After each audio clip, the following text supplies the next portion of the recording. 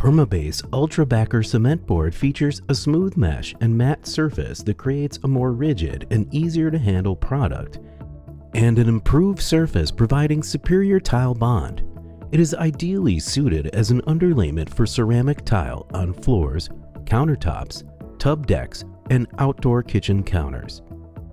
The following installation video demonstrates how to correctly install PermaBASE UltraBacker Cement Board as a tile backer for flooring.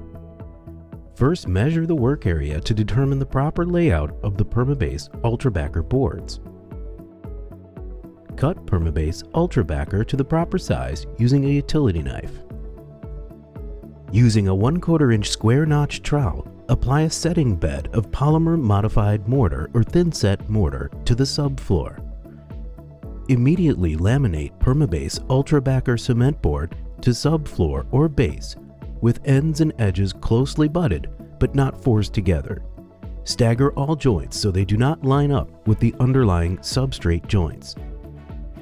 Leave a 1/4 inch gap along walls.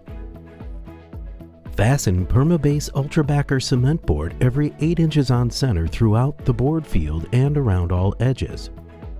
Drive the screws flush with the surface. Do not overdrive screws.